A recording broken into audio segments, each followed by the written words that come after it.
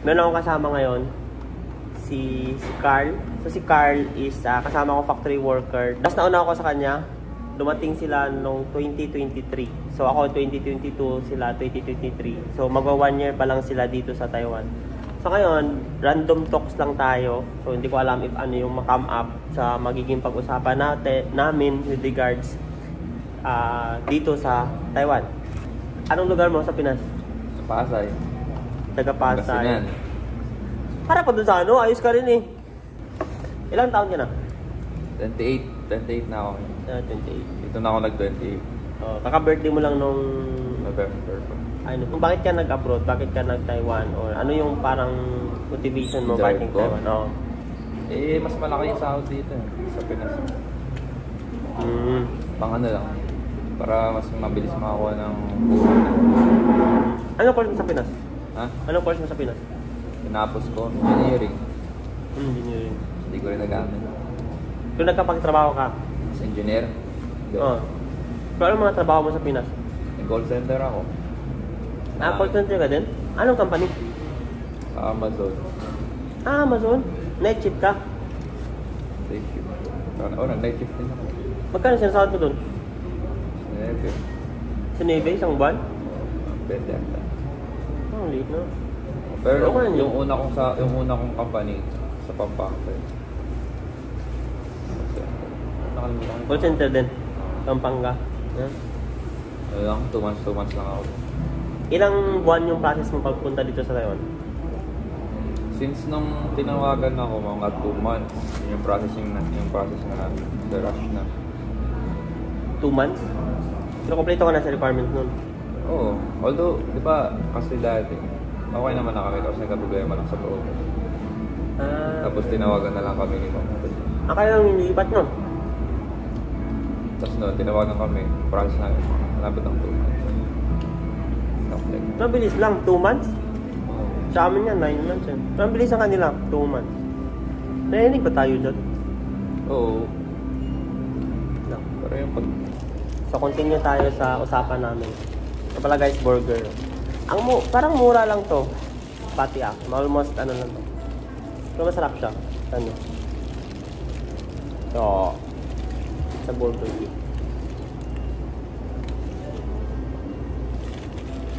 So ngayon, 1 year ka na sa Taiwan. Ay, bago 1 year pa lang. Kumusta so far? Ano yung parang struggle mo, nahirapan ka, ganun? Sakto lang naman. Hindi naman masyadong mahirap. Pero hindi naman madali din. Kasi, siyempre sa nature ng work mo. Nga, explain mo nga yung trabaho mo. Ha? Explain mo yung trabaho mo. Trabaho ko. Imagine mo yung ano. Imagine may TV ka. 85 inch. Tapos maghahanap ka ng tuldok. Paano kaya? Hanapin mo yung tuldok. Yun. Sakit sa mata. So ano naman sabi mo sa culture dito sa Taiwan? Katrabaho mo ng mga local people. So dito, ano naman, halo-halo. Parang sa Pinas lang din. May toyo, yan, may mga mababait din naman, syempre. Pero all in all, goods naman. Pero so far nakaka-adjust ka naman. Ano yung parang anong ayaw mo dito sa Taiwan? Yun mo na una. Nung una? Oo. Anong ayaw mo dito sa Taiwan? Nung una, siguro yung ano. Hindi, parang ayaw mo dito. Yung ayaw ko. Parang wala naman. Parang okay naman sa akin kasi hindi naman ako Makapitan. Oo. Ano yung nagustuhan mo dito? Malaki sahod. Malaki sahod. Kaysa sa ano. Sa akin sa Pinas ba may sinuportahan ka? Parang sinuportahan. Pinapaaral. Ano? Wala pa. Ano pa? Wala pa naman akong ano sa sarili. Sa sarili kong bagong may yung May mga naipundar ka na. ngayon, wala pa. Saan napunta sahod mo? Sa mga ano, kung saan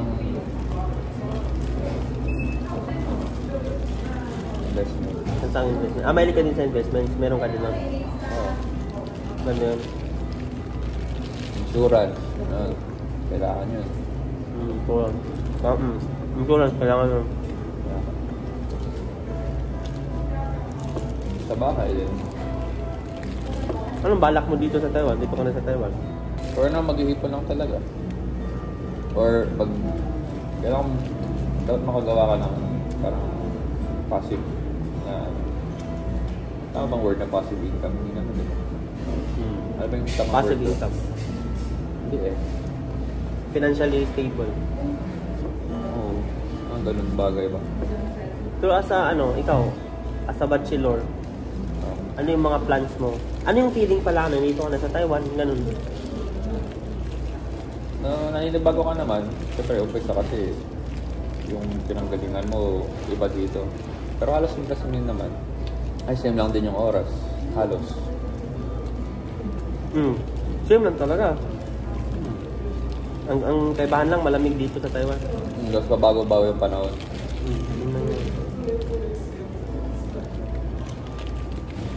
Pero yung init dito, hindi naman sa sobrang mainit. Hindi nakakapasok. Sakto. Saka yung init dito, hindi siya yung masyadong humid na dito sa atin na maalin sa akin. Nagsisi ka ba na nag-Taiwan ka or ano yung thoughts mo? Ano yung parang kung nagstay ako sa Pinas, ano kaya ang buhay ko? Or if nagstay ako or compare mo yung parang yung baga resulta sa decision mo na nag-Taiwan ka. Nagsisi ka ba or wala naman? Hindi naman din ako nagsisi. Hindi naman nagsisi. Kasi, plano ko na rin naman na lumabas ng bansa. Dati naman naman. Di ba for training na ako doon sa Yung sa Seaman. Sa Seaman. Oo, Seaman. Ito yung binigay nila. Rinab ko na lang kasi kailangan ko na rin naman ng tumatanda na rin ako. Ngayon, kung anong meron, appreciate mo na lang. Gumawa ka na lang ng mga bagay na mas mag-improve sa situation. Ano ba yung naging buhay? Parang ano yung regular routine mo sa Pinas? Yung buhay mo? Yung buhay mo, trabaho. Ano yung mga activities mo sa Pinas? Dati? Harap ng pagkakakitaan, yun lang naman. Tapos cellphone, minsan pag lala lang ginagawa mo siya. Tapos tingin mo, yung mga nag-apply, ano yung mga mensahe mo sa mga nag-apply ngayon papuntang Taiwan? Kung gusto naman talaga nilang mag-Taiwan, tiisin lamang nila yung sabi nga patient nga doon sa paghihintay hanggang sa mga punta nga dito. Kasi maraming nagme-message sa akin. Example, hingi ng tulong. Paano ka ba nag-apply? Ano ka ba? Sariling sikap mo? Or may nag-refer ba sa'yo? Or... Ako sariling sikap ko. Kasi ang daming nag-message kasi sa akin na parang i-refer ko sila, gano'n. Wala yun. I mean, yung referral, pwede rin naman yun sa ibang company. Pero dito sa atin kasi wala. Oo, sa amin kasi parang part ng RTA, di ba? Hindi siya pwede yung sa referral. Pag mga business, yun ang mga private. Personal, family business.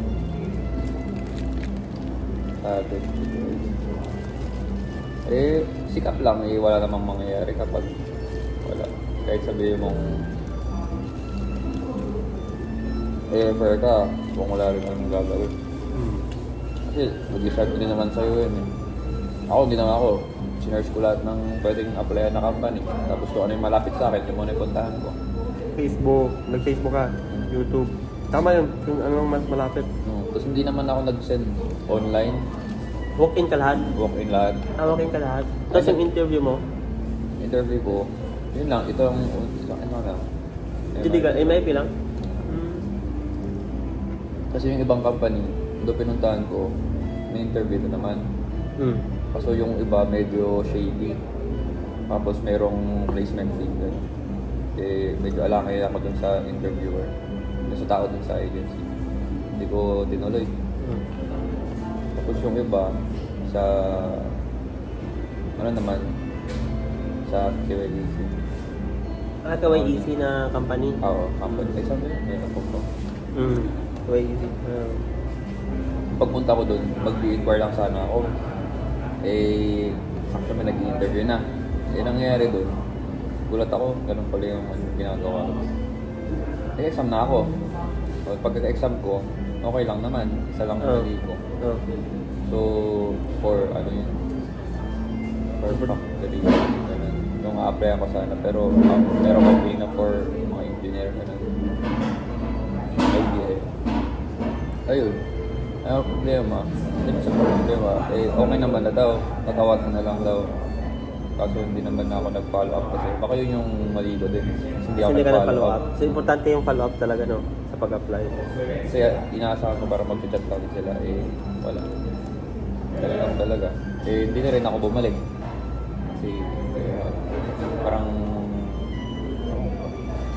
Nag-next ka na. Oo. Pero okay lang naman sana yun. Kaso, ang alam ko dun kapag may nag-refer ata sa kanila dun.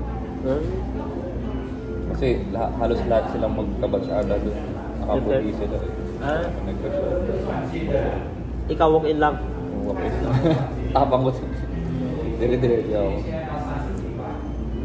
Nasabi, may nag-refer ba sa'yo? Okay lang ako. Diba nakaputi, no? Nakaputi sila eh, nag-exam sila eh. Nag-exam na rin ako eh. Ay, hindi kasi meron kasi parang i-chat sila eh. Pero minessage sila na wear white. Oo, mga ganun. Oo, merong ganun. Magsuot ng puti. Oo. Na-excite ka ba na nandito ka sa Taiwan? Pagdating mo, ano yung feeling? Una, syempre, kinakabahan ka. Syempre, bago eh. Bagong environment. Pero, masasanay ka lang din. Parang ka lang na probinsya to city. Sabagay. Kasi dito, naka-dorm ka din. Di ba? Tapos yung culture, yung environment, almost same lang din sa Pinas. Di ba? Maliban sa sasakyan, may oras din dito. Oo, nun lang. Either good sa'yo o hindi. Good kung on time ka, pero kapag hindi, kailangan kong mag-adjust. Kasi kundi lang din yung dito. Hindi tulad sa atin na pwede ka na lang pumara kahit sa... Pag gusto mong mag-taxi ako. Tama. So dapat tsagaan lang talaga, no? Tsagaan sa pag-apply. Saka, mag-send ka lang ng marami. Wala naman madali, di ba?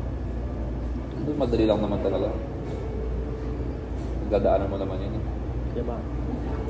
Baga, pagdating mo dito, worth it na eh. Paano pag nagbarko ako? Paano ka nagbarko ka? Kasi ito guys, nag-apply siya, di ba engineer graduate siya, nag-apply siya ng seaman. So nag-training na siya. Sa So hindi siya natuloy. Sa kusina. Sa kusina, sa cruise, hindi naman. Depende, kahit sa ano. Kusina ka. Ano ba yung pakalo? Ano ko eh, nag-training ako ng NC3 sa... TESDA. Ay, hindi. TESDA? Sa training. Hindi sa TESDA eh. Wala na ba TESDA ngayon? Meron pa rin. TESDA ba yun? Oo. TESDA nga. NC3. Tapos, what made you decide na nag-ano ka? Tawag? Nag-Taiwan over yung pag-cruise. Pinag-pray ko na naman. Sabi ko, kasi nung una, sabi ko, wait lang, kasi kakapasa ko lang ng training sa pag-barko. Magkano gastos mo nun? Saan? Nung nag-ano ka, nag-training ka sa ano? Sa barko?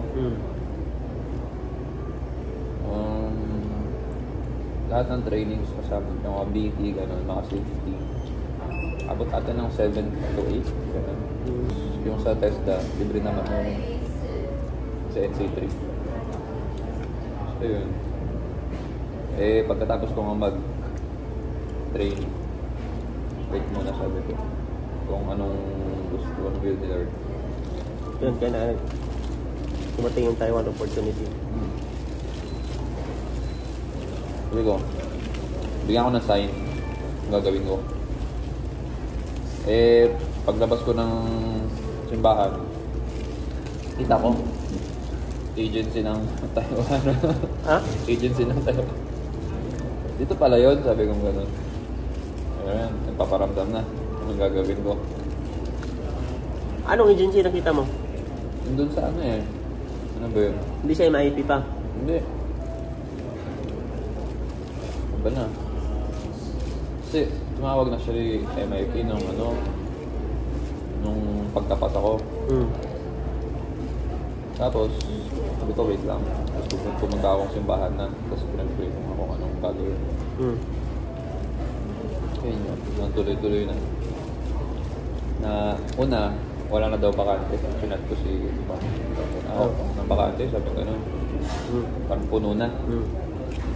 Tapos, nung kinumagahan, sabihin na lang ako. Sinat ko. Sabi ko, sabihin na lang ako kapag meron ulit. So yun, kinabukasan, may nag-back out daw. Oh? Ayun. Sakto. So yun, tinanggap ko na lang. Tanggap mo tuloy-tuloy ng process mo? Oo. Hindi ko na ako nakapag-barko. Diba? So, may content naman yung gastos eh. Diba? May content. Maliban sa pagkain. Nakakatawa sa akin. At may resibo ka para i-refund. So sa ngayon, ano yung further plans mo? Ayan. Buhay mo? 28 ka plan, di ba? Oo, 28 ko. Nasa abroad ka na. Wala ka pang 1 year. Wala pa. Tingnan natin kung ano magiging plano after 1 year. Pero nagustuhan mo naman dito sa Taiwan? Oo. Over sa Nagustuhan, nag-emote ka nga, ayos ka rin. minsan, kasi syempre, hindi naman maiwasan yan kasi tao lang tayo. Tao lang din naman ako. Eh, ganun talaga kapag tao. Guys, hindi tayo nung ano. Exact. Minsan may mga pinagdaanan, no? May kanya-kanya naman tayo ng mga pinagdadaanan. Yung iba, tumatambay. Pugot na. Tumatambay. Kung di ko nakita talaga mga post na mga kapatid mo, pamilya mo. Hindi naman ako pala post. Yan lang yung mga kapatid. 5. 5, ikaw pangalay. Kaya, Nag-aaral pa sila. 3. College. Isa. Ano course? Senior. Police. Police. Criminal. Ikaw nag-ano sa support? Hindi pa. Pasok ko yan sa palatsaan. Sa pagkakakitaan. Hindi naman halos. Grabe ka ha? Sildo mo yung sayo lang. Ano ba po yung kitaan yan? Baka scam yan? Kaya, kasi mahilig ako mag-all in. Mga ganyan. Sino ba yung ano mo? Wala pa ako nang naipupunta sa sarili ko. Siyempre, puro ano muna tayo. Ano tawag doon? Invest mo na. Delayed gratification. Yan, delayed gratification. Pero kung yung iba, gusto naman nila sa ano kasi deserve daw. Deserve naman talaga nila. Eh, Okay, mabili yung iPhone, no? kanya-kanya naman tayo. So ngayon ito, to end this vlog, ano yung ma-message mo sa mga nag-a-apply ngayon sa Pinas? Apply lang ng apply. Pero kapag nag-a-apply, mas okay yung may work. Kasi may waiting period eh. Para hindi kayo... Huwag mo na mag-resign, no? Huwag mo na mag-resign. Tama yun, huwag mo na kayo mag-resign. Tuloy-tuloy lang. So yun lang guys. Your time will come. Your time will come. Yun, tama yun. And ano, tiwala lang kay Lord, di ba? Para sa'yo. Pero please, magbigay ka naman ng effort, di ba? Hindi man pwede na iasa na lang kay Lord lahat, di ba? Oo. Pag kumilos ka, siyempre ibibigay sa'yo ni Lord yan para nakita niya nag-e-effort ka. Yun lang siguro. And thank you so much for watching this video. And if nanood ka pa hanggang ngayon, guys, pa-share naman ito, pa-like. And if sa video sa YouTube ko ito na-upload, pa-subscribe, sa Facebook, pa-share. And ayun. So thank you so much sa iyong support. And guys, ano pala to? Single. Yun. So, yun lang. Single dito. Single dito. Naghanap ng jowa yan. So, bye-bye.